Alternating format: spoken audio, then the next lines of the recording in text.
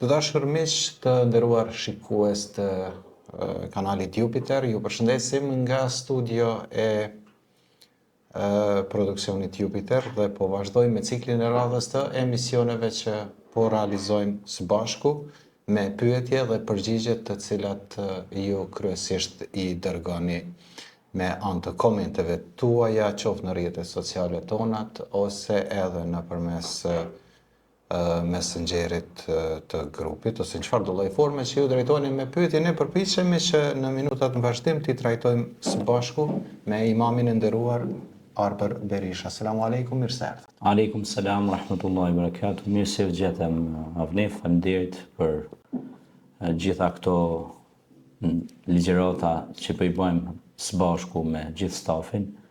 Është kënaqësi që të punohet për kauzën e përhapjes së arsimit, edukimit, shkencës dhe inovacionit, ku ka më mirë se të flitet rreth aktualitetit dhe edukimit në shoqërinë tonë që kur nuk është mangu ose nuk është kur e tepërt, me thonë ashtu, me fol për këto tema.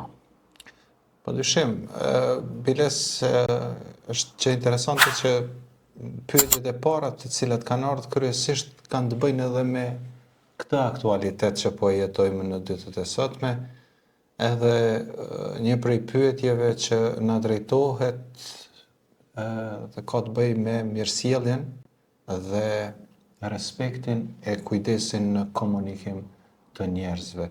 Mirësjellja si cilësi e njeriut, si veprim i njeriut. Do kishim pas dëshirë që të dëgjonim një këshill nga ana juaj rreth mirësjelljes së njeriut në përgjithësi. Patjetër, nderuar, mirësjellja është do thot nga mënyra se si ne i nxjerrim fjalët nga goja jonë, është mënyra se si flasin botës. Pra, nëse ne i nxjerrim ato fjalë me butësi dhe urtësi, gjithçka rrotull nesh do të ketë efekt të mirë. Prandaj dhe pejgamberi alayhis salatu wassalam tha bu'ithtu li utammima makarim al-akhlaq, ka marrë me përsos sjelljen, moralin, ahlakun, mënyrën e të komunikuarit tek ju, mënyrën e të sjellurit me njëri tjetrin, husnul khuluqi, pra sjellja e mirë me njerëzit, përdorimi i fjalëve të arta, qysh në fëmijëri, në vezli, të mësojmë fëmijët tanë me shprehje faleminderit, mirdita, mirëmbrëma, të mësojmë ata se si të sillen me më të moshuarit. Pra, dhe vazhdimisht të përdoren fjalë inkurajuese, fjalë pozitive, pra fjalë të cilat shkaktojnë efekt të mirë në shoqërinë tonë, fjalë të cilat e evitojnë dhunën, bullizimin, fjalë të cilat pra ndikojnë që shoqëria jonë të përmirësohet dhe të avancojë drejt zhvillimit. Retorika është fushë në vete, oratoria është fushë në vete. Gjitha këto janë fusha në vete ku ne duhet mundohemi tek shoqëria jonë ti shtjellojmë edhe më shumë, sepse ne më shumë se kur kemi nevojë për një rini dhe një popull që dinë se si të komunikoj, dinë se si të flas me njerëzit, edhe dinë se si të artikuloj fjalët e tyre. Shembull ideal kemi rastin e padyshim Muhamedit alayhis salatu wassalam, se si fliste me fëmijët. Shpesh herë ai ishte duke bërë namaz dhe kur i vinin fëmijët ose nipat e mbesat edhe i kërcenin në qafën e tij, ai nuk i ngucte, por e përfundonte namazin, dhe pas përfundimit namazit i afronte afër vetes, i ledhatonte dhe ju fliste me fjalë të bukura, me fjalë pozitive, edhe ata i mësonte. Mësuesi i mirë të mëson, të motivon, kurse e kundërta e kësaj është të demotivon. Prandaj të jesh edukator i mirë, së pari duhet t'i zgjedhësh fjalët me të cilat ti flet. Se me fjalët të cilat ti flet, duhet ta dish se kur ajo fjalë del nga goja jote, ajo fjalë dëgjohet nga këtë bota dhe universi që të rrethon. Prandaj komunikimi është alfa dhe omega tek njerëzimi. Dhe unë mendoj se çdo koleg mësues, hoxh, mësimdhënës, po edhe prind, ka nevojë të kalojë në këto nivele dhe ta mësojë mënyrën e kodit të folurit, të shprehur, të shqiptuarit. Për cilën gjë dhe Zoti ka thënë Kur'an, "Alam naj'al lahu al-'aynayn wa lisana wa shafatayn wa hadaynahu najdayn." A nuk ja kemi dhënë njeriu thot, pra, dy sy për të shikuar dhe gjuhën për të artikuluar dhe për të shqiptuar fjalët e tij. Wa 'allama Adama asma'a kullaha, thot Zoti në Kur'an, ne jam mësuar Ademit emërtimin e sendeve, gjësendeve përmes me lajkeve.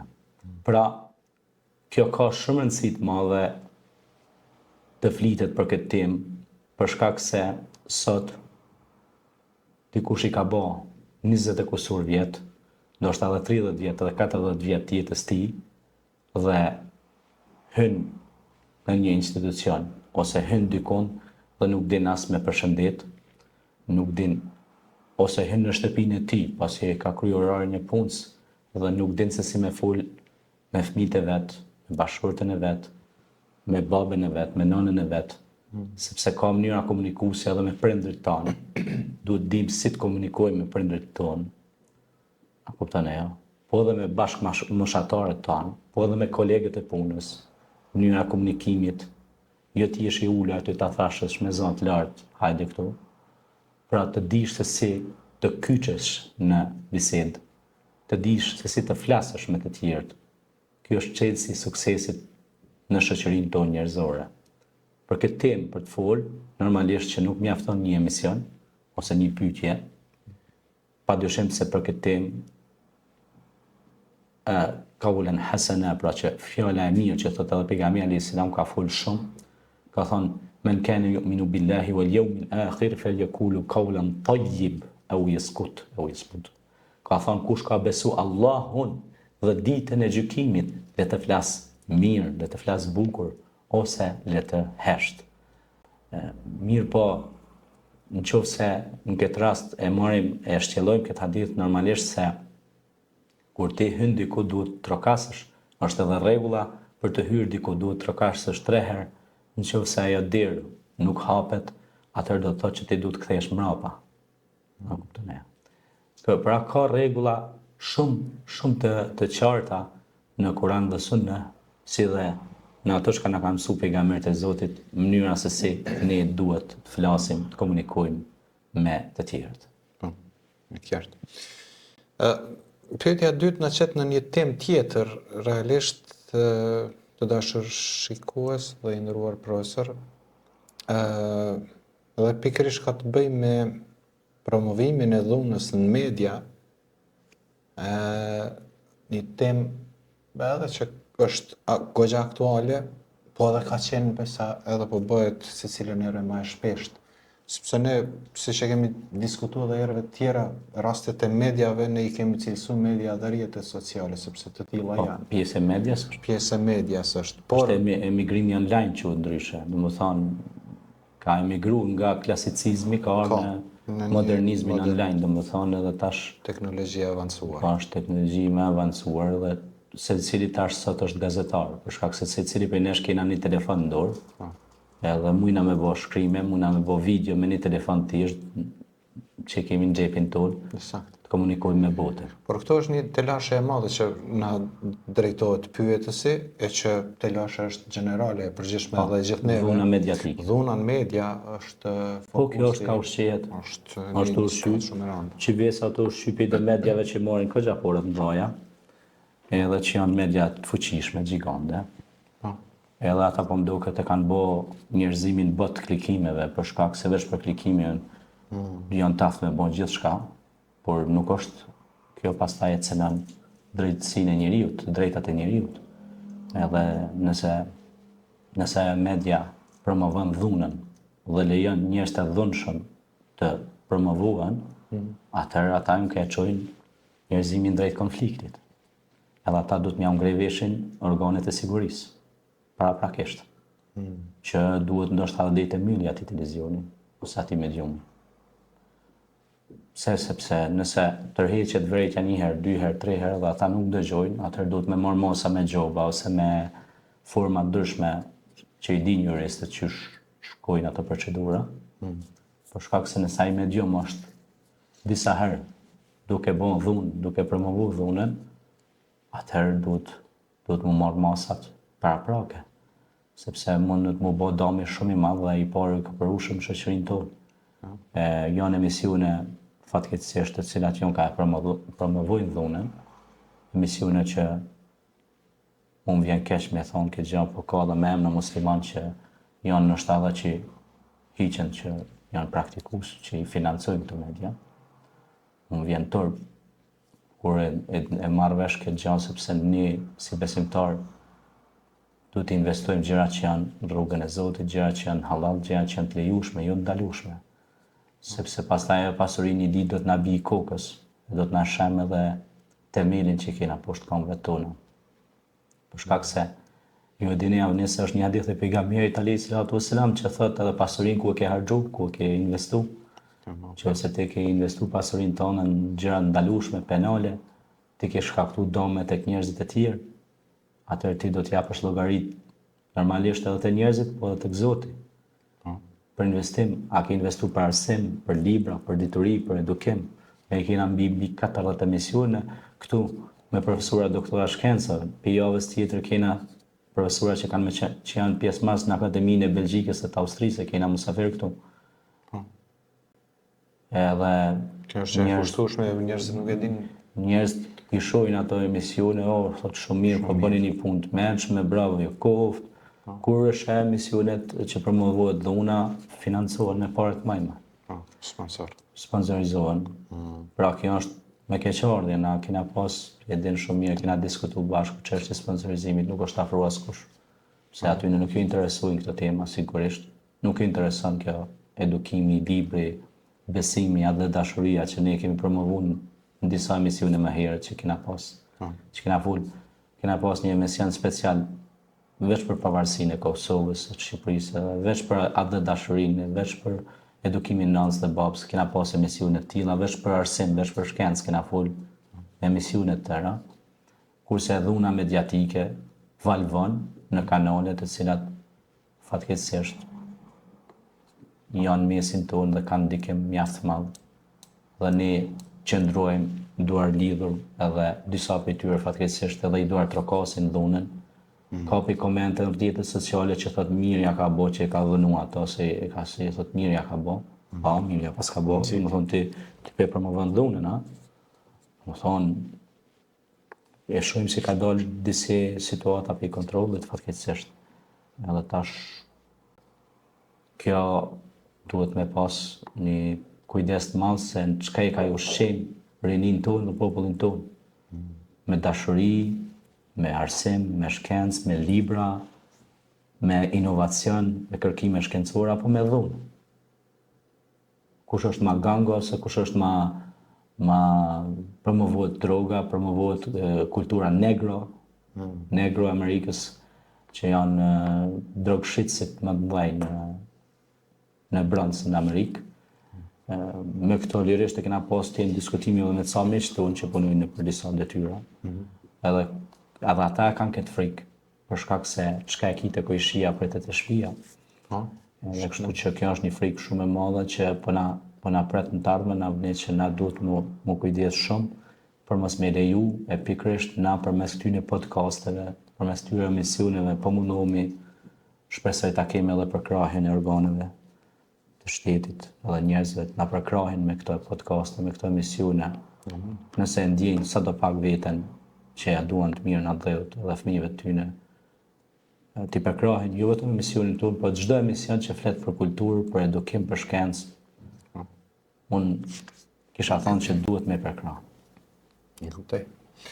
Çështje edhe kjo goxha e gjerë për të trajtuar, besoj që ne nuk do të rrim duar kryq dhe do të flasim her pas here derisa një ditë të bie alarmi i kombanës edhe te ata.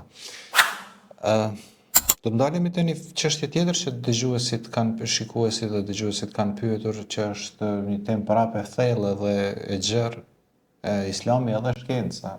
Na kanë kërkuar që të flasim për këtë çështje. Po kjo temë është shumë normal që është e gjerë për të diskutuar rreth kësaj, po kur nuk i humb vlera me u diskutue. Për shkak se në Kuran me dhjetra, me mos thëmë me qindra, mos thëmë me mira ajete që inkurajojnë për dituri dhe shkencë. Po. Vazhdimisht Zoti thot në Kuran, njerëzve lexoni, studioni, mendoni, analizoni, ikra bismi rabbikal ladhi khalaq, lexo me emrin e Zotit tënd, studio, analizo, ha? Pra, pastaj e fele taqilun, as po mendoni, bëni pak mendimtar, mendoni pak në shoqëritë e zhvilluara është mendimi i thellë, deep thinking, domethënë. Pastaj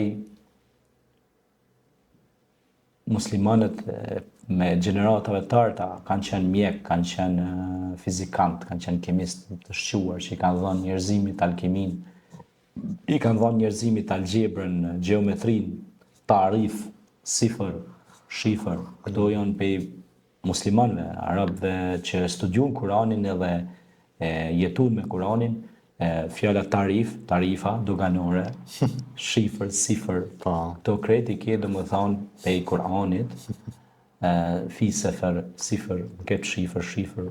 Pra gjitha këto i gjanë edhe na sot punojmë me të në matematikë edhe në gjeometri e kështu me radhë. Kurani vazhdimisht thret në shkencë dhe inovacion, thret në zbulime. Kjo është pra me të vërtetë që nëse hynin në oqeanin e Kuranit dhe lexoni ai vazhdimisht ty të mush me oksigjen që ti me kon kërkues, sepse shkenca është kërkim i vazhdueshëm. Kjo është mirësi për mirësive të madhit Zot që për me folë për këtë temë normal se duhet një simpozium, duhet një kumtesë ose duhet shumë kumtesa për me u diskutue, mirë po sa herë që ju e lexoni Kuranin ose jetën e Muhamedit alayhis salam, e shihni se vazhdimisht është inkurajue që të shkohet ka leximi i librit, ka studimi, ka shkenca. Pastaj kemi Nasruddin Tusi, ka qenë akademik i fizikës, ka bë, do thotë, astrolabin, ka bë pra atë observatoriumin e vëzhgimit të yjeve, sikur sot NASA që e ka. Kemi pastaj Albirunin Ibn Firnas e shumë të tjerë kolos të mëdhej, të cilët kanë dhënë kontribut të jashtëzakonshëm që ne akoma për atij kontributi sot gravitojmë ose notojmë në këto fusha shkencore. Ku bazun ata, au ata u bazun nga jeta e dërguarit Muhammed alayhis salam, biles edhe çështja e komedisë hynore, që është një vepër e njohur, thuhet se ajo u inspiru nga udhimi i Muhamedit alayhis salam, Israja dhe Miraxhi. Kjo është pra me pak fjalë. Bëjmë një pauzë të vogël. Mirë, mund ta bëjmë një shkëputje të vogël për të rikthyer për pak çaste. Okej, rikthehemi sërish në transmetim prof në pas një pauze të shkurtër që e patëm. Do të vazhdojmë me pyetjet e shikuesve që janë drejtuar drejt për së drejti, edhe njëkohësisht ju ftoj juve që po ndiqni këto video, t'i bëni sa më shumë shpërndarje, sepse shpërndarjet e këtyre video materialeve janë shumë të rëndësishme për të kaluar të gjitha këto përgjigje dhe të shumë njerëz të cilët mund të kenë nevojë për t'i marrë përgjigje të tilla. Njëkohësisht ju ftoj edhe që të na drejtoni me pyetje në anë të komenteve tuaja në përmes këtyre videove dhe ne do të përpiqemi që t'ju japim përgjigje të gjitha atyre videove që në videot e ardhshme të gjitha atyre pyetjeve që ju do të na drejtoheni. Prof, pyetja e radhës na thotë babai po insiston që ta punoj tokën në fshat, ndërsa thoton po pritoj. Dhe me li, do të thashim. Shiqa, nëse ne nuk i punojmë tokat tona, do vjen tjetër kusht na i punojnë tokat tona. Besimtari që e don atë dheun e vet, duhet ta punojë tokën e vet, vendin e vet. Kur them punimi i tokës, do të thotë që gjitha ata tri që normal duhet kuptohet që edhe komunat ose udhëheqësitë bashkitë ose komunat duhet ndajnë, do të thotë të nderime që t'ja sigurojnë veglën e punës, që të ketë mundësi me punu, traktor ose çka do që janë ato veglat e punës, tash tash dole edhe roboti bujqësor nga Elon Mëse Musk. s'kan avancu ko gjë mirë edhe në këtë fushë. Ka dol, teknologjia ka avancu ko gjë shumë. Mirë po dhe atë robotin tash që ka boa i duhet me prejkë dikush, ha? Se tash nëse unë se punoj tokën, s'pe prejkë jasë botonin, ha? Tash Polina edhe i demellek edhe ma i madhë. Se ne kishim temë diskutimin një seminar me gazetarë dhe me profesor të nderuar në një seminar që isha i ftuar edhe ishte çështja e migrimit online të gazetarisë ose videove. Edhe tash kur e diskutuam u tha pra që çdo njëri prej nesh kemi gazetën në dorë dhe kemi televizionin në dorë, pra telefoni, ha? Tash në Amerikë unë ka i gjujnë rrugë televizionat, se s'po kanë kohë me po plazmen, se s'mu në marë plazmen me veti në shpinë. Je në tren, je në autobus, je në udhëtim edhe take lëshon aty e shën e film ose e shën e emision ku e di çka. Unë ndal kur dush me kthy prap kur dush. Edhe tash lindi pyetja që ne shkrimet këtu ChatGPT-ja kjo tjetra, të kështu me radhë, mirë, po tash është një problem shumë i madh. Tash ky djali që s'punon tokën, ky tash nis mu bë dement për tënë edhe telefonin me prek. Veç i thot telefonit dush me ma bë që të punë. Po. Që është inteligencë artificiale, ja? Që është the future, e ardhmja. Po. Tash e mira se tash po për tënë edhe me fola, me thonë puno ma tokën, ha? Kështu që sot kanë ardhur mundësit shumë të mira, kushtet shumë të mira për të marrë me agronomi dhe agrikulturë. Në bisedë me shumë miq të nderuar, të cilët e shohin botën më ndryshe, thanë që në vendet tona, në trojë shqiptare, investitorët e mëdhenj janë të interesuar për agrikulturë dhe kibernetik. Agrikultura dhe kibernetika do thotë sepse tokat tona janë shumë të bereqetshme. Si në Kosovë, si në Shqipëri edhe në trojë shqiptare, tokat janë shumë të bereqetshme. Për shembull, tokat janë një hambar i vërtet, mirë po ne kemi edhe ujëra. Përveç tokës kemi edhe ujërat. Kemi edhe asetet të ndryshme të cilat Allah i kalon për ne.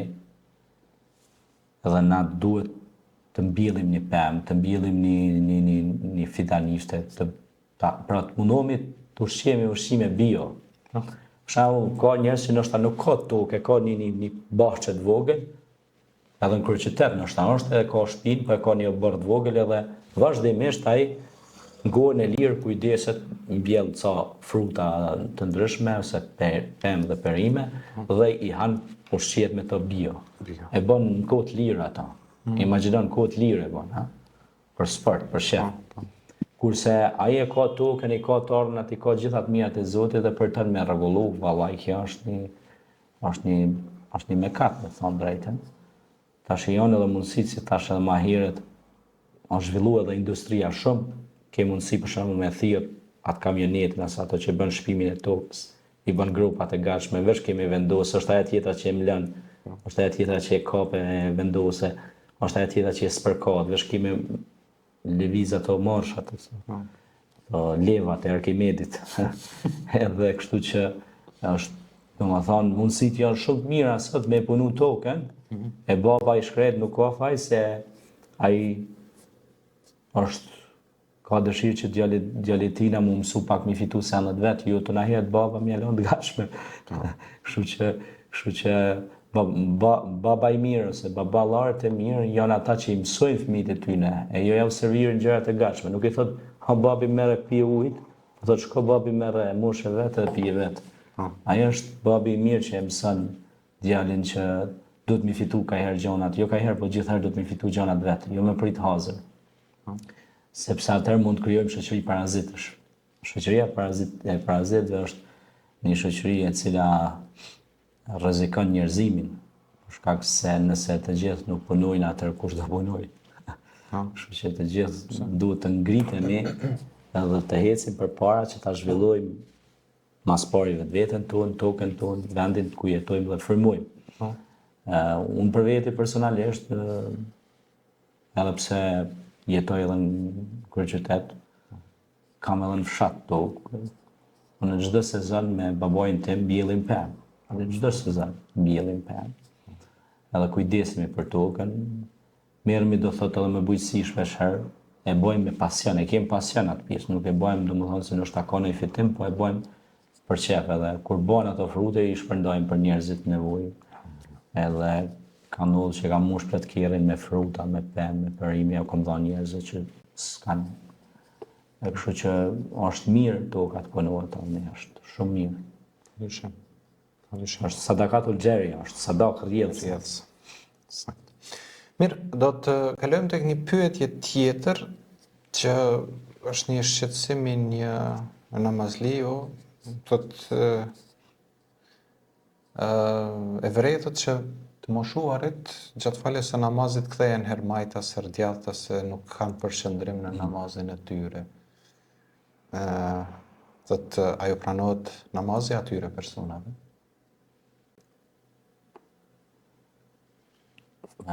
Duhet me pas kujdes, shumë të madh. Sepse ju e dini avni që është një ajet kuranor që thotë mirë për ata që falen, të cilët ndaj namazit tyne janë të pakujdesshëm. E kështu që ata si duket edhe mosha kur pe bën veten ata po harrojnë që janë namaz, ai të kuptoj shpesh herë ndoshta fillon edhe memoria me lshu. Mirë po, nëse e bëjnë shpërhij këtë pjesë, është mirë për shembull hoxha, nëse e shef xhamis ose ndonjë me i mentor i tyre, me marrë dikun anash vetëm, jo në prezencë tjerëve, me thonë na u lodha haxhi, po a ki nevojë për diçka në i gotuja, në i sam, po qyshe kalohën këtë namaz, a më në fale, Zoti ka boll ta baft, ha? Edhe me thonë, ju me thonë që ti ke këqyrë, po me thonë, pejgamberi ju në a.s. na ka mësu që kur të lidhmi në namaz, mos mi quhe sytë herë djathtë, herë shmajt, herë onash, herë djathtash. Edhe më ka pëlqyer kjo hadith e pejgamberit, e kam lexuar, e kam mësuar dhe kam marrë me shumë seriozitet. Për vete, e kam marrë, më ka pëlqyer shumë. A ke lexuar ti haxhi këta? Ai thotë po e kam lexuar. A vjen? Tash ti ai nëse do më marr vesh, e merr vesh. E kupton? Kështu që, domethënë, duhet dish metodat si të flasësh me të tjerët. Jo ti tash ta marrësh edhe tash unë kem se haxhin se unë jam i mëshmi. A vjen? Jo, ka forma, duhet me ditë me shumë urtësi mja mësu dikuj diçka, edhe pehet tuaj hiç as pe dita, i hiç dhe më thonë që ti i ka i bjen këmbanës së ti, ose i ka i bjen në borët, ose të borëve të tia. Andaj, namazi duhet shumë kujdes, sepse ju e dini kohën e Umerit, radiallahu anhu, hyri një njeri, mu fale, kapte mjekrën e kapte pantollat e këshur ka në e këneje, dikur ju tha ty në prezencë se dia ka kënë i sanë për i namazit tina, i të kuptu. Ose kemi rastin e në kohën e pejgamberit a.s. që tha, u falë shpejt e levizke, anë e këneje, i tha irgjife, sallife, i në kërë tu salli, tha këthau falu se nuk e falë, të i herë këthej desa e mësoj, dhe më thonë, edhe nuk e përsëriti atë gabim. Prandaj duhet shumë kujdes, se unë për veti nuk ka faj edhe ky që ka bo pyetjen këtu, se edhe unë vetë kam pas rast me i pa plot të moshuar në për xhamit tona, disa për tyre edhe haxhiler, lidhëshe, qënë të kryet këshur ke kush pojnë, kush po del, a që dike kënaj është namaz. Allah im shirovë, se normal, edhe nështë edhe ka herë kur fillon ajo skleroza, harresa, dhe si duket është edhe pak kjo pjesa Allah na falë që na si popull kena marak me ditë çka boni filoni edhe fisteku. E kem breng në shoqërinë tonë akoma. Breng që fatkeqësisht është shumë e keqe kjo, nuk bën duhet më fshipi memorjes tonë kjo pjesa që ti të merresh me punë të hallkut, ti lanësh punët e tua askund hiç. Për shkak se nuk i takon besimtarit me më marr me fjalë, me bajt fjalë, besimtarit duhet të marr me punën e vet mas pari. Edhe përmes punës time rrezatu mirësi edhe tek njerëzit që e rrethojnë ata. Inshallah Allah i uzon. Ata janë mundu, por edhe smundja është armik i madh i trurit njeriu. Harresa është ajo shemenca. Faleminderit. Mirë, një pyetje tjetër që pavarësisht prap lidhet tek namazi, por një shqetësim që mbase shumë njerëz edhe e kanë. Allah na nderoft për shprehjen, disa që kanë problem në rrjedhje të urinimit, gjatë gjithë kohës, ose të shumicën e pjesëve të kohës. A ju pranohet namazi, është shqetësim i dëgjuesit, i shikuesit që e ka bërë specifikisht për vete, po e marrim në general, në të përgjithshme. Domethënë, am pranohet namazi edhe nëse kam rrjedhje të urinimit gjatë gjithë kohës, apo si duhet veproj? Po, kjo quhet sahibul uzr, do të thonë rrjedhje e vazhdueshme. Kjo është ille, është smundje. Normalisht që Zoti i fal njerëzit që janë smur, ata nuk e bojnë me qëllim agja. Edhe është një ajet kuranor që thotë o Zot na fal kur ne harrojmë, kur ne gabojmë. Po ashtu Allahu i fal ata të cilët i ka sprovuar me smundje të ndryshme. Ulemaja xhumhuri, ixhmaja në përgjithësi kanë thonë se duhet me marr avdes inda kulli salat, pra para çdo namazi merr avdes, e lan atë pjesën që rrjedh, merr avdes aty vazhdo namazin. Tani çka bëhet aty, a bëhet kiameti, as bëhet. A kupton, është muhabet që nuk i kap të gjithë njerëzit, ai që kanë këtë problem. Se është problem me të vërtet për të brengos, për shkak se ka shumë raste që thonë hoxhë e kam këtë problem, edhe am pranuat namazi. Tani ai çka bën? Ai e lën krejt namazin. Ka dalë, ti dush me pyet, fes'alu ahla dhikri in kuntum la ta'lamun. Pra, pyetni të zotët e mendjes për gjona çka ju nuk i dini. Pra, pyet mësuesin, hoxhën, imamin. Ai ka kryer medresen, ka kryer fakultetin, ka kryer shkollimin përkatës. Edhe e ka mësuar në për, si thënë që një populli për para xhallarët e vjetë qitape, libra, edhe ai të jep përgjigjen. Është një fush e fikut, quhet fiku ibadat. Unë e kam dhënë provim ato. Fikun ibadat. Në fikun ibadat flitet PA-DZ për këto farë lloj muhabetësh. Avdesi, namazi, rrjedhja, smundja, leonia, kjo tjetra, 100 sene që kanë bojnë me njeriu. Ne kemi dhënë provim ato sene. E kështu që aty ne e kemi mësuar që quhet sahibul uzr. Pra ky njeri e lan atë pjesë trupit, merr avdes, fal namazin edhe le të flen shlirët. Pra, kjo është përgjithëse Zoti na falte, na drejtoftë të ndihmojë. Amin. Mi pyetje tjetër,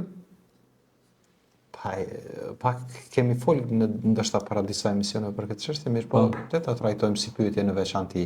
Do ta lejohet me u falë në varreza? Jo, nuk lejohet me falë në varreza. Në varreza nuk lejohet me falë. Biles edhe xhenazën kur ta falin, më është mirë zakonisht varrezat i lënë do far livallë, para livall me quajt ashtu. Po. Është një para livall, ose zakonisht kur është xhamia pak si ofër aty. Falet në bord xhamis, masi të kryet namazi, falet xhenazja, e nga aty bortet kufuma për tek varrezat. Pra, do me thonë edhe as namazi i xhenazës nuk lejohet? Jo, nuk do me thonë që nuk lejohet namazi i xhenazës, po është mirë mu fal jashtë varrezave, preferohet mu fal jashtë varrezave. Do me thonë një livall ose një para livall, a kupton ajo, por se tani pastaj namazet në përgjithësi po flasim, tash e specifikova çështjen e namazit të xhenazës për shkak se zakonisht namazi i xhenazës shkon mendja te vdekja, edhe është i vdekur, edhe shkojnë mendja te varrezat. E kështu që prandaj hina në këtë pjesë. E kuptoj. Edhe pastaj është pjesa tjetër që pra edhe namazi i xhenazës është e preferueshme të falet në një livall ose para livall para se me hyrë në varreza, apo kupton ai? Për shkak se ndodh një problem. Si ti mund thosh, që kanë bërë me sytë e mi. Janë falë nga të varreza, e i shkelëshin vorët, turë me madhe. Tani ti pëhin gjëna. Pse pëhin gjëna? Se pejgamberi Islam ka thonë është ndalueshme shkelja e vorreve, maltretimi i tyre, qoftë larg edhe urinimi aty. Ose shkelja. Unë i kam pa me sytë e mi, një vend, kanë shkue, ja falë xhenazën dikujt, shkojshin e shkelshin vorrët tjera, i bëjshin, si thonë ta katonorët, bedate. I ta shtin vend si me hinë se vop, me qatë si ke qënë në varë, ke qënë në takim me Zotin, mos po merë pjesë në gjëna, ati me angarku dhe ati shpirtin. Allah në rujtë. Na? Së me minu pak të seme. Pastaj, falja namazëve tjera është kategorikisht nga gjithë djetarët, dhe imam të thonë që nuk lejohet, për shkak se gjithë to ka thotë është xhami, ka thonë pejgamberi alayhis salam, pra shtin varreve dhe veces. Në tualet nuk bën më fal, aty është po bëhet nevoja, edhe vjen njëra keqe, normal, edhe nuk hyn me lajqet aty. E zakonisht në varre luten e shkojnë ata koflert, si thëmë na, kuptën e. Kështu që do të me ditë me i dallu gjonat, me diferencu sendet. Kështu që masi është mundësia me kry atë shërbim edhe diku tjetër, pse me e bo aty. Ajo është. Mirë. Jemi edhe tek pyetja e fundit, rrjedhimisht, që na ka arritur, edhe interesimi i shikuesit është mbi konsumimin e mishit të jo besimtarëve, shrikëve. Shrikëve, politeistëve. Politeistëve. Po, njëve pejgamberi alayhis salam na ka thonë që kur është fjala te ehli kitab të njëherë, pra ata janë pasues të librit, po është fjala për krishterët, për hebrejt, atyre, në qoftë se ata kanë prej atë mish, na lejohet, ka thonë pejgamberi alayhis salam, me hangër prej atij mishi.